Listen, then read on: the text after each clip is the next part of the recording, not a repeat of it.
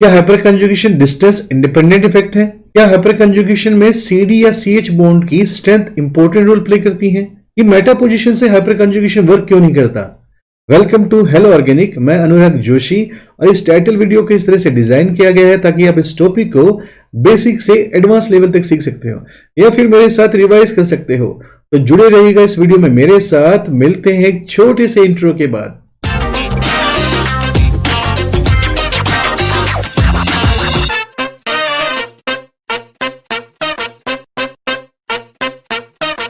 इस video lecture में हम लोग कुछ इंटरेस्टिंग फैक्टर्स की स्टडी करेंगे जिनके कारण हाइपर कंजुगेशन पे हाईली इंपैक्ट डेवलप होता है। ये हाइपर कंजुगेशन सीरीज का सेकंड वीडियो है। प्रीवियस वीडियो में हमने देखा था कि किस तरह से हाइपर कंजुगेशन की कंडीशन को चेक किया जाता है और वो कौन कौन से मॉलिक्यूल या इंटरमीडिएट हैं जिनमें हाइपर कंजुगेशन पॉसिबल हो पाता है। वहां पे हमने ये भी देखा था कि किस तरह से नो बॉन्ड रेजोनेटिक स्ट्रक्चर या फिर इनका हाइब्रिड को ड्रॉ किया जाता है। यहाँ पे आज हम कुछ इंटरेस्टिंग फैक्टर्स को डिटेल में स्टडी करेंगे। मैं यहाँ पे ऐसी होप करके चल रहा हूं कि आपने वो वीडियो देखा होगा या फिर आपको हाइपर कंजुगेशन की बेसिक नॉलेज है। अगर अभी भी आपने वो वीडियो नहीं देखा है तो प्लीज इस चैनल की प्लेलिस्ट में जाकर पहले उस वीडियो को देख लो ताकि आज के कॉन्सेप्ट को उसके साथ अच्छे से कोरिलेट कर पाओ। अब इन सभी इंटरेस्टिंग फैक्टर्स को वन बाय वन डिटेल में डिस्कस करते हैं। Factor number 1, distance. अगर मैं हाइपर कंजुगेशन के रिस्पेक्ट में ये स्टेटमेंट दूं कि हाइपर कंजुगेशन का जो इफेक्ट होता है वो डिस्टेंस इंडिपेंडेंट होता है, इसका मतलब क्या है? इसका मतलब ये है किसी एल्काइल ग्रुप ने जहां पे अपना हाइपर कंजुगेशन इफेक्ट शो करना है, अगर उसमें डिस्टेंस इंक्रीज हो जाता है तो हाइपर कंजुगेशन पे कोई इफेक्ट नहीं आता।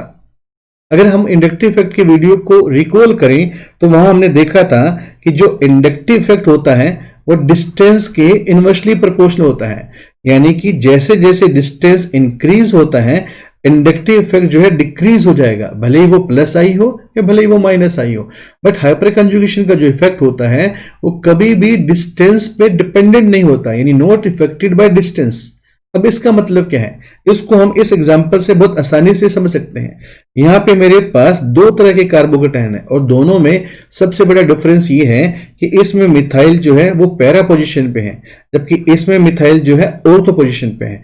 अगर मैं इस पॉजिटिव चार्ज को यहाँ पे डायरेक्टली माइग्रेट करूं, जिसको हम विदाउट RS भी कर सकते हैं, और इसको हमने प्रीवियस वीडियो में डिटेल में स्टडी किया था कि कोई भी चार्ज जो होता है वो बेंजीन में 3 जगह जाता है। जैसे यहाँ पे मेरे पास पॉजिटिव चार्ज है, अगर मैं देखूं तो ये 3 जगह पे 2 ऑर्थो और 1 पैरा पे मूव करता है।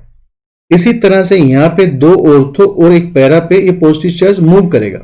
ठीक है, अब देखना क्या है कि जैसे ही ये पॉजिटिव चार्ज यहां पे आया होगा, ये CH3 के सामने वाला कार्बन है, यानी CH3 के एडजेसेंट कार्बन है, और इस हिस्से से अब ये जो CH3 है इसमें +H की कंडीशन को फुलफिल कर देगा। इस कंडीशन को हम प्रीवियस वीडियो में बहुत डिटेल में डिस्कस कर चुके हैं। इसी तरह से जब ये पॉजिटिव चार्ज इस केस में इस मिथाइल के एडजेसेंट वाले कार्बन पे आएगा तो अगेन इस हिस्से से +H की कंडीशन फुलफिल हो जाएगी। अगर मैं मिथाइल की बात करूं तो मिथाइल में 2 इफेक्ट हो सकते हैं, या तो उसमें +H हो सकता है या उसमें +I हो सकता है, जिसमें इंडक्टिव इफेक्ट हमेशा उसमें प्रेजेंट रहता है। और +H को अभी हमने देखा कि इन दोनों में जैसे ही पॉजिटिव चार्ज इस मिथाइल के सामने वाले कार्बन पे आएगा, दोनों ही हाइपर कंजुगेशन शो करने लगेंगे। तो मैं ऐसा कह सकता हूं इस A कार्बोकेटायन में और B कार्बोकेटायन में दोनों में मिथाइल का +H शो होगा। अब यहाँ पे सबसे इंपॉर्टेंट चीज ये नोट करनी है कि अगर मैं इस स्ट्रक्चर को देखूं, इस कार्बोकेटायन में मिथाइल पैरा पोजीशन से अपना +H लगा रहा है और इस कार्बोकेटायन में मिथाइल अपना +H ऑर्थो पोजीशन से लगा रहा है। ठीक है, बट मुझे पोजीशन कभी देखनी ही नहीं है, बस मुझे इतना देखना है क्या उसमें हाइपर कंजुगेशन प्रेजेंट है। अगर उन दोनों में हाइपर कंजुगेशन प्रेजेंट है तो ये दोनों इफेक्ट जो होंगे इक्वल होंगे, यानी hyper conjugation from para position and hyper conjugation from ortho position जो होंगे ये इसमें बिल्कुल इक्वल होंगे। अगर मान लो मैं आपसे पूछूं इन दोनों कार्बोकेटायन में से ज्यादा स्टेबल कौन सा है, तो स्टेबिलिटी में हम हमेशा डोमिनेंट इफेक्ट को यूज करते हैं।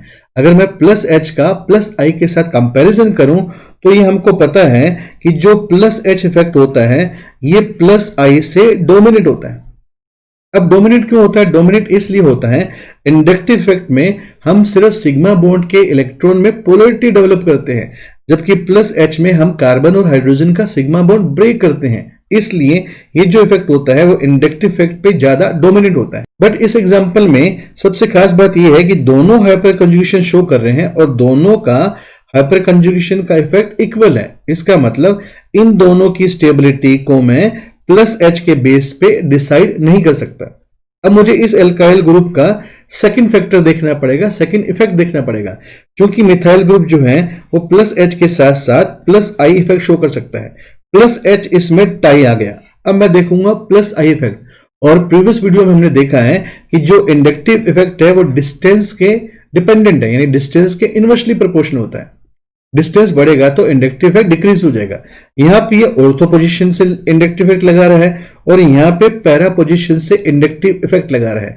यानी मैं ये स्टेटमेंट दे सकता हूं कि इंडक्टिव इफेक्ट जो होगा हमेशा ऑर्थो से ज्यादा लगेगा, फिर मेटा से लगेगा और लिस्ट जो है पैरा से लगेगा।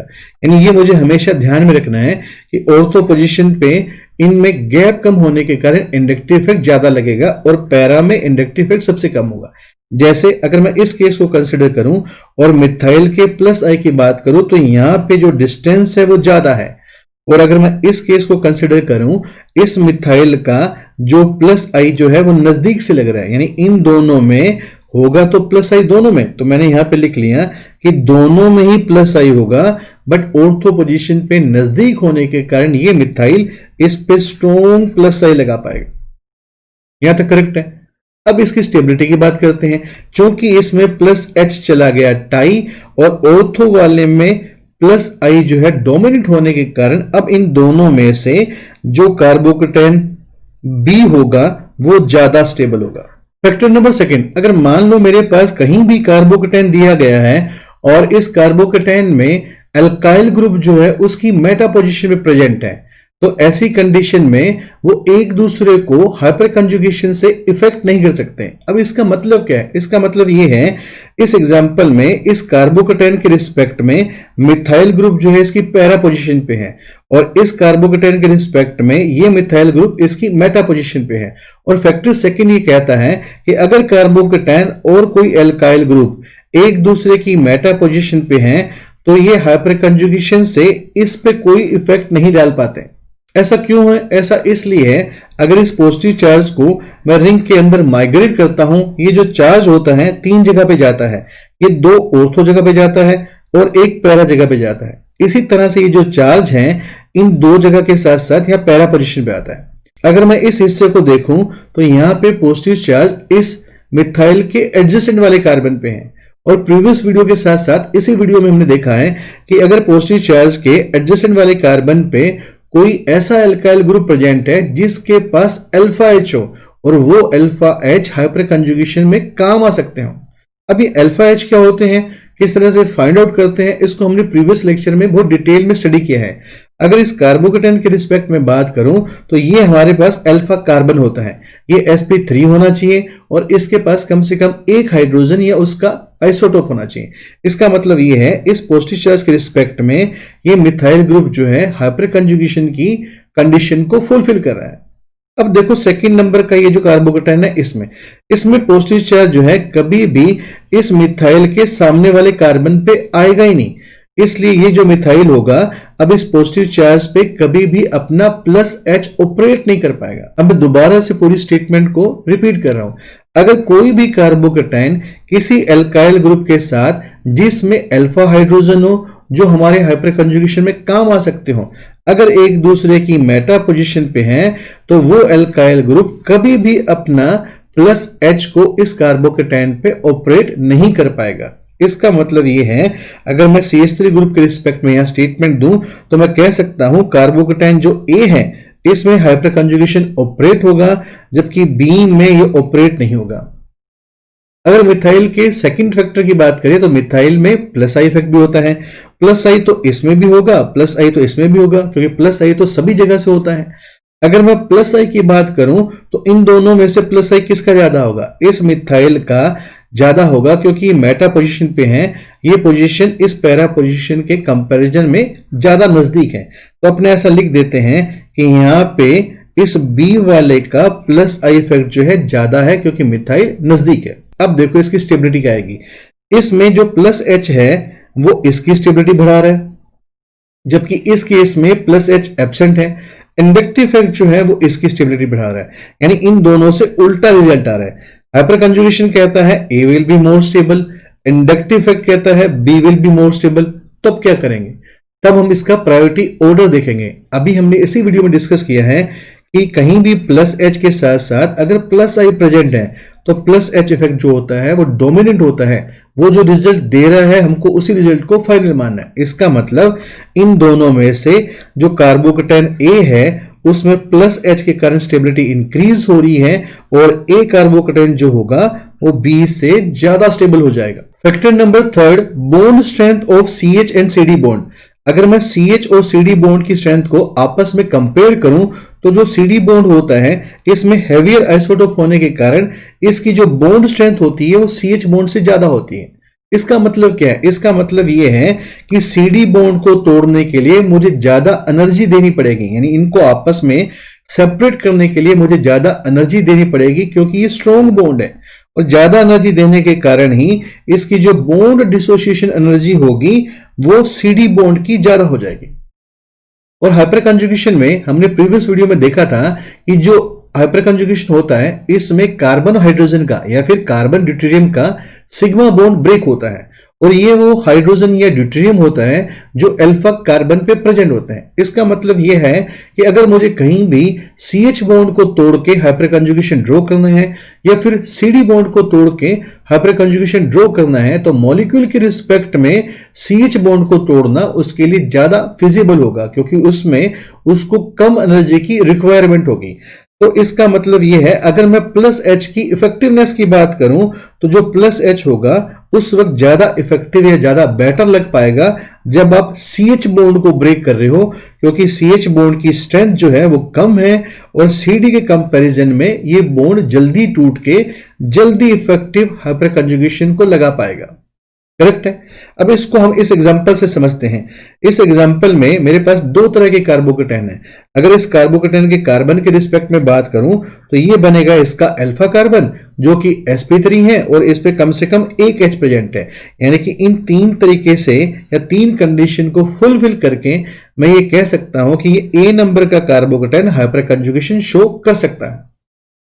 इसी तरह से अगर मैं बी नंबर के कार्बोकेटाइन की बात करूं तो इस कार्बन के रिस्पेक्ट में ये मेरे पास बनेगा alpha carbon. Number second condition क्या होती है? Alpha carbon must be sp3, क्योंकि ये सिंगल बॉन्डेड है तो सेकंड कंडीशन मैच होगी और इस अल्फा कार्बन पे कम से कम एक हाइड्रोजन या फिर उसका कोई आइसोटोप प्रेजेंट हो। यहां पे हमारे पास D प्रेजेंट है, यानी इसने भी तीनों कंडीशन को फुलफिल कर दी, यानी हमारी फाइनल स्टेटमेंट आ गई कि दोनों तरह के कार्बोकेटाइन जो है अपनी हाइपर कंजुगेशन की कंडीशन को फुलफिल कर रहे हैं, यानी हाइपर कंजुगेशन शो कर सकते हैं। यहां तक करेक्ट है। अब सोचो मुझे इसका हाइपर कंजुगेशन अगर ड्रॉ करना है तो मैं इस बॉन्ड को ब्रेक करूंगा, ठीक है। आप इसको भी कर सकते हो या इसको भी कर सकते हो, बट कर तो हम इसमें CH बॉन्ड को ब्रेक है। तो मान लो मैं इस बॉन्ड को ब्रेक करके इसकी स्ट्रक्चर बनाऊं तो ये कुछ इस तरह से ब्रेक होगा। मुझे इसमें इसकी जो नो बॉन्ड रेजोनेटिंग स्ट्रक्चर थी उनको बनाने की जरूरत नहीं है। ये कॉन्सेप्ट मुझे बगैर RS ड्रॉ करे समझ में आ जाएगा। इस वाले कार्बोकेटाइन में मैं इस CD बॉन्ड को ब्रेक करूंगा। अब सोचो इन दोनों में से कौन सा जल्दी ब्रेक होगा? अभी हमने जो डिस्कस किया था कि जो CH बॉन्ड है उसको ब्रेक करना उस मॉलिक्यूल या कार्बोकेटाइन के लिए इजी होगा। तो इन दोनों में से ये जो प्लस H होगा ज्यादा इफेक्टिव लग पाएगा, ज्यादा जल्दी लग पाएगा। या मैं ऐसा कह लूं इस कार्बोकेटाइन की जो स्टेबिलिटी होगी वो B से ज्यादा हो जाएगी। यहां तक करेक्ट है। तो यहां तक के डिस्कशन में एक चीज मुझे यह समझ में आ गई, अगर मैं प्लस H की बात करता हूं तो CH बॉन्ड को तोड़ना आसान है, इसलिए CH बॉन्ड को तोड़ के प्लस H लगाएंगे तो वो इफेक्टिव होगा, जबकि CT बॉन्ड जो है वो ज्यादा स्ट्रॉन्ग होगा जिसको तोड़ने के लिए ज्यादा एनर्जी देनी पड़ेगी। इसलिए मॉलिक्यूल में अगर CT बॉन्ड टूट के हाइपर कंजुगेशन लगेगा वो इन दोनों के कंपैरिजन में लेस इफेक्टिव होगा। प्रीवियस वीडियो लेक्चर में हमने देखा था कि अगर हाइड्रोजन के आइसोटोप के रिगार्डिंग मैं प्लस I की बात करूं तो इसमें हमने देखा था कि जो मास होता है वो directly proportional two plus I होता है। इसका मतलब जिस आइसोटोप का मास जितना ज्यादा होगा वो हाइड्रोजन का आइसोटोप उतना ज्यादा स्ट्रॉन्ग प्लस आई दिखाएगा। तो इसमें जो सीटी बॉन्ड जो होगा, इसमें इसका मास ज्यादा होने के कारण इसका प्लस आई जो होगा इन दोनों के कंपैरिजन में ज्यादा होगा, और इसका मास सबसे कम होने के कारण इसका प्लस आई सबसे कम होगा। करेक्ट है। अब बात करते हैं इस एग्जांपल की। देखो इस एग्जांपल में सबसे बड़ा डिफरेंस क्या दिखता है? इस एग्जांपल में मुझे सबसे बड़ा डिफरेंस ये दिखता है कि यहां पे मेरे पास CH3 है, जबकि यहां पे मेरे पास CD3 है। ठीक है, फिर क्या करेंगे? फिर इस पॉजिटिव चार्ज को हम नीचे माइग्रेट करेंगे। अगर मैं इस पॉजिटिव चार्ज को नीचे माइग्रेट करूं तो ये पॉजिटिव चार्ज 2 ऑर्थो और एक पैरा पे माइग्रेट होता है। इसी तरह से पॉजिटिव चार्ज इस स्ट्रक्चर में या इस कार्बोकेटाइन में 2 ऑर्थो एक पैरा पे माइग्रेट होता है। अब सबसे इंटरेस्टिंग चीज आपने क्या नोट करी? सबसे इंटरेस्टिंग मैंने ये चीज नोट करी, इस CH3 का जो एडजेसेंट कार्बन है यहां पे पॉजिटिव चार्ज नहीं आया, और इसमें CD3 के इस एडजेसेंट कार्बन पे पॉजिटिव चार्ज नहीं आया। इसका मतलब ये है यहां पे CH3 अपना प्लस H शो नहीं कर सकता, यहां पे CD3 अपना प्लस H शो नहीं कर सकता। तो हमने ये मेंशन कर दिया कि अब इन दोनों में ही प्लस H एब्सेंट है। अब इसकी स्टेबिलिटी कैसे निकाली जाएगी? अब इसकी स्टेबिलिटी निकाली जाएगी इनके सेकंड फैक्टर को देख के। अब हमको ये कॉन्सेप्ट लगाना है कि जिसका मास ज्यादा होगा उस हाइड्रोजन आइसोटोप का प्लस आई ज्यादा होगा। चूंकि यहां पे CH3 है और ये CD3 है तो इसका मास ज्यादा होगा। अब मैं स्टेटमेंट दे रहा हूं कि इंडक्टिव इफेक्ट जो है दोनों में ऑपरेट होगा, बट CD3 का मास ज्यादा होने के कारण अब इसमें प्लस आई जो होगा डोमिनेट होगा। अगर मान लो इन कार्बोकेटाइन की अब स्टेबिलिटी की बात करें तो हमको हमेशा डोमिनेट फैक्टर देखना होता है, क्योंकि डोमिनेट इसमें प्लस H है बट ये तो दोनों में ही एब्सेंट है, तो हमको अब प्लस आई देखना पड़ेगा। प्लस आई इफेक्ट क्या कहता है कि इसमें CD3 जो है इसका मास ज्यादा होने के कारण बी कार्बोकेटाइन में प्लस आई जो है वो ज्यादा लगेगा। ठीक है, और प्लस आई क्या करेगा? इस कार्बोकेटाइन की डेफिशिएंसी को कम कर देगा। इसलिए इन दोनों कार्बोकेटाइन में से अब जो बी कार्बोकेटाइन जो होगा वो ज्यादा स्टेबल होगा। इस एग्जांपल में सबसे इंपॉर्टेंट चीज ये है कि यहां पे हमारे पास CH3 इस कार्बोकेटाइन की पैरा पोजीशन पे है और यहां पे CD इसकी पैरा पोजीशन पे है। अब करना क्या है? करना हमको ये है, अगेन इस पॉजिटिव चार्ज को हम रिंग के अंदर माइग्रेट करेंगे, जो कि 2 ऑर्थो एक पैरा पे जाएगा। इसी तरह इस कार्बोकेटाइन में ये पॉजिटिव चार्ज 2 ऑर्थो एक पैरा पे जाएगा। अगेन आपने क्या चीज नोट करी? अगेन आपने मेरे हिसाब से ये चीज नोट करी कि इसमें CH3 के एडजेसेंट वाले कार्बन पे पॉजिटिव चार्ज है और इसमें CD3 के एडजेसेंट वाले कार्बन पे पॉजिटिव चार्ज है। इसका मतलब ये है इन दोनों ही केस में हाइपर कंजुगेशन इफेक्ट लगेगा। तो हमने यहां पे स्टेटमेंट दे दी कि प्लस H इसमें भी प्रेजेंट होगा, प्लस H इसमें भी प्रेजेंट होगा। यहां पे आप CH बॉन्ड को तोड़ के हाइपर कंजुगेशन लगाओगे, यहां पे CD बॉन्ड को तोड़ के हाइपर कंजुगेशन लगाओगे। ठीक है, तो मैंने ऐसा लिख दिया कि इसमें अगर आप CH बॉन्ड को तोड़ के जब हाइपर कंजुगेशन लगाओगे, ये हाइपर कंजुगेशन जो होगा जो A कार्बोकेटाइन में लगेगा वो B से बेटर लगेगा। करेक्ट है। अब बात करते हैं इसके दूसरे इफेक्ट की। इसमें दूसरा इफेक्ट है प्लस आई। अगर मैं प्लस आई की बात करूं तो प्लस आई इसमें प्रेजेंट है, प्लस आई इसमें प्रेजेंट है। डोमिनेट किस में होगा? डोमिनेट इसमें होगा क्योंकि CD3 का मास ज्यादा है। अब यहां पे रिजल्ट की अगर बात करें तो प्लस H क्या कह रहा है? प्लस H ये कह रहा है कि structure A will be more stable, क्योंकि इसमें प्लस H ज्यादा है और प्लस H के कारण इस कार्बोकेटाइन की डेफिशिएंसी जो होगी इसके कंपैरिजन में दूर हो जाएगी। अगर मैं सिर्फ इंडक्टिव इफेक्ट को कंसीडर करूं तो ये इफेक्ट बोल रहा है कि बी में इंडक्टिव इफेक्ट डोमिनेंट है, इसलिए B will be more stable. इसका मतलब दोनों से कॉन्ट्रडिक्शन रिजल्ट आ गए। तब हमको क्या करना है? ये ध्यान में रखना है कि अगर कहीं भी हाइपर कंजुगेशन और इंडक्टिव की फाइट हो रही है तो हाइपर कंजुगेटिव इफेक्ट जो होता है वो डोमिनेट होता है। इसका मतलब जो हाइपर कंजुगेशन का रिजल्ट आ रहा है वो फाइनल ओवरऑल रिजल्ट होगा या आंसर होगा। यानी हाइपर कंजुगेशन कह रहा है कि A will be more stable, इसलिए हम स्टेटमेंट दे देंगे कि इसका फाइनल आंसर जो होगा उसमें A will be more stable then B होगा। Factor number 4, Bredt's rule. इस रूल को हम प्रीवियस वीडियो में डिस्कस कर चुके हैं। चूंकि इस रूल को हम सेपरेट वीडियो में डिटेल में डिस्कस करेंगे तो यहां पे हम इसकी ब्रीफिंग कर रहे हैं। इस रूल के अकॉर्डिंग किसी भी ब्रिज हेड कार्बन या ब्रिज हेड एटम पर sp2 सर्वाइव नहीं कर सकता, यानी sp2 कंडीशन हाईली अनस्टेबल होती है। अब अगर मान लो मैं आपसे पूछूं इस एल्कीन में हाइपर कंजुगेशन की कंडीशन किस तरह से चेक करते हैं। तो इसके लिए हम क्या करते हैं, इस कार्बन डबल बॉन्ड कार्बन के रिस्पेक्ट में जो भी एडजेसेंट कार्बन होगा उसकी मार्किंग कर लेते हैं। जैसे यहां पे मेरे पास एडजेसेंट कार्बन यहां पे है और ये मेरे पास एडजेसेंट कार्बन यहां पे है। तो प्रीवियस वीडियो में हमने देखा था ये जो कार्बन होते हैं ये अल्फा कार्बन कहलाते हैं। दूसरी कंडीशन क्या थी, दूसरी कंडीशन ये थी इन कार्बन का sp3 होना जरूरी है, यानी मस्ट बी sp3 हाइब्रिडाइज। अगर मैं इस कार्बन को देखूं तो इसके पास सभी बॉन्ड सिंगल है, यानी कि ये sp3 हाइब्रिडाइज है। इसी तरह ये कार्बन भी sp3 हाइब्रिडाइज है। तीसरी कंडीशन ये थी इस कार्बन पे एटलीस्ट वन हाइड्रोजन या फिर उसका आइसोटोप प्रेजेंट होना चाहिए। अगर आप इस कार्बन को देखोगे तो आपको वैलेंसी कितनी दिख रही है, 3। इसका मतलब जो इसकी फोर्थ वैलेंसी होगी वो होगी हाइड्रोजन। अगर मान लो मैं इस कार्बन को देखूं तो मुझे वैलेंसी यहां पे 4 दिखाई दे रही है, यानी इस कार्बन पे कहीं भी H नहीं होगा। अब इस एल्कीन के रिस्पेक्ट में अगर मैं बात करूं तो मैं ये स्टेटमेंट दे सकता हूं कि इस अल्फा कार्बन ने सभी 3 कंडीशन को फुलफिल किया था, इसलिए यहां से हाइपर कंजुगेशन पॉसिबल हो सकता है। तो इसको हम कहेंगे अल्फा हाइड्रोजन, यानी इस मॉलिक्यूल में एक अल्फा H के कारण हाइपर कंजुगेशन होगा। अब सबसे इंपॉर्टेंट क्वेश्चन ये है, क्या कंडीशन फुलफिल करते ही हम ये स्टेटमेंट दे दें कि हर मॉलिक्यूल में हाइपर कंजुगेशन पॉसिबल होगा? तो इसका आंसर है आपको हमेशा हाइपर कंजुगेशन ड्रॉ करके देखना चाहिए। समटाइम्स ऐसे कई अदर पैरामीटर्स होते हैं जो स्टेबिलिटी पे इंपैक्ट जनरेट कर देते हैं। जैसे अगर मान लो मैं इसका हाइपर कंजुगेशन जनरेट करूं तो प्रीवियस वीडियो में हमने देखा था कि आपको इस सिग्मा बॉन्ड को ब्रेक करना होता है। आप इस बॉन्ड को ब्रेक करके इधर लेके आओगे, साइमल्टेनियसली इसका जो पाई बॉन्ड होगा वो ब्रेक होके इधर चला जाएगा। अगर मैं इसकी स्ट्रक्चर को ड्रॉ करूं तो पहले तो मैं वो स्केलेटन या वो हिस्सा ड्रॉ कर लेता हूं जो मैंने यूज ही नहीं करा। तो इतना हिस्सा जो है मैंने यूज नहीं करा है, यानी as it is carry forward कर दिया। अब जैसे ही इस कार्बन और हाइड्रोजन के बीच में बॉन्ड ब्रेक होगा, इस हाइड्रोजन पे आ जाएगा पॉजिटिव चार्ज, यानी यहां पे मैंने शो कर दिया इस हाइड्रोजन को।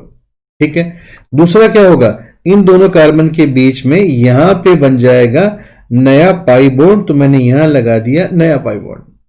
और जैसे ही ये पाई बॉन्ड ब्रेक होके इधर जाएगा इस कार्बन पे, यानी इस कार्बन पे बन जाएगा नेगेटिव चार्ज। और वहां पे हमने ये भी डिस्कस किया था कि इनकी शिफ्टिंग या इनका बनना इतना तेजी से चेंज होता है, ये अपनी पोजीशन कभी भी चेंज नहीं कर पाता। दूसरी चीज, इसके बीच में कभी भी कोई भी बॉन्ड नहीं होता, इसीलिए हाइपर कंजुगेशन को बेकर-नाथन इफेक्ट के साथ साथ नो बॉन्ड रेजोनेंस भी कहते हैं, यानी कि यहां पे बॉन्ड ना होने के कारण ही इसका नाम नो बॉन्ड रेजोनेंस पड़ा है। यह तो करेक्ट है। अब मुझे फर्स्ट लुक में तो कुछ भी दिक्कत नहीं लग रही, बट अगर मैं ब्रिडिक्स रूल को कंसीडर करूं तो यह रूल कहता है कि ब्रिज हेड कार्बन पर sp2 सर्वाइव नहीं करता, भले ही वो कार्बन का हो या भले ही किसी भी एटम का हो। ये हमारे पास ब्रिज हेड कार्बन है। अगर मैं इसके हाइब्रिडाइजेशन की बात करूं तो डबल बॉन्ड होने के कारण ये sp2 हाइब्रिडाइज है और रूल के अकॉर्डिंग यहां पे कभी भी sp2 नहीं आ सकता। अब इसका रीजन क्या है? रीजन इसका ये है, कहीं भी sp2 होगा तो उसको प्लेनर बनना पड़ेगा और प्लेनर बनके 120 डिग्री के एंगल को अडॉप्ट करना पड़ेगा, जबकि इस ब्रिज हेड पोजीशन पे कभी भी प्लेनरिटी अचीव नहीं हो सकती और कभी भी 120 डिग्री का एंगल जो है बन नहीं सकता। इस रिंग में हाईली स्ट्रेन डेवलप हो जाएगा। इसी कारण से इस रिंग की जो स्टेबिलिटी है वो बहुत ज्यादा डिक्रीज हो जाएगी। या मैं ऐसा कह दूं, इस एल्कीन में हाइपर कंजुगेशन की सभी कंडीशन फुलफिल होते हुए भी ये हाइपर कंजुगेशन इफेक्ट नहीं शो कर पाएगा, क्योंकि ब्रिडिक्स रूल के कारण अगर इसने हाइपर कंजुगेशन शो कर दिया तो रिंग में बहुत ज्यादा स्ट्रेन डेवलप हो जाएगा और ऐसा मॉलिक्यूल करना कभी भी नहीं चाहेगा। तो गाइज, आई होप इस वीडियो लेक्चर के थ्रू आपने इन सभी इंटरेस्टिंग फैक्टर्स को बहुत अच्छे से सीखा होगा। अगर आपको मेरे वीडियोस पसंद आ रहे हैं तो प्लीज मेरे वीडियो को शेयर करिए, ज्यादा से ज्यादा मेरे चैनल को सब्सक्राइब करिए। तो मिलते हैं अगले वीडियो लेक्चर में। Till then, take care, bye bye.